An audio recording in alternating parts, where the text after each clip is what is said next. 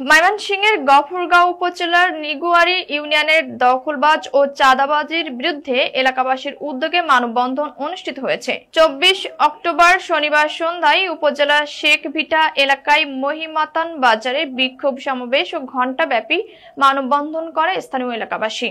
বিস্তারিত দেখুন মতিউর রহমান মতির তথ্যচিত্রে।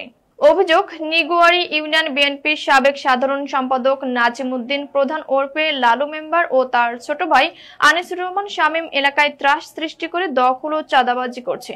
এতে দলীয় ভাবমূর্তি ক্ষুণ্ণ হচ্ছে। এসব ঘটনায় এলাকাবাসী ক্ষোভ জানিয়ে এই প্রতিবাদ কর্মসূচি পালন করে। স্থানীয় বাসিন্দা ও উপজেলা স্বেচ্ছাসেবক দলের সাবেক সিনিয়র যুগ্ম আহ্বায়ক তোফায়েল হোসেন মানিক, সাবেক সাংগঠনিক সম্পাদক আলী আকবর, কৃষক দলের সাবেক সহসভাপতি সহ এলাকাবাসী অভিযোগ করে বলেন, দখল, চাঁদাবাজি ও নানামুখী সন্ত্রাসী কর্মকাণ্ডে অতিষ্ঠ হয়ে ভুক্তভোগী ও সর্বস্তরের জনগণ বিক্ষোভ মিছিল মানববন্ধন করেছে।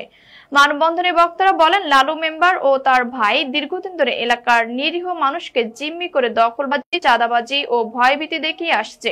তাদের অত্যাচারে এলাকার সাধারণ মানুষ শান্তিতে বসবাস করতে পারছে না।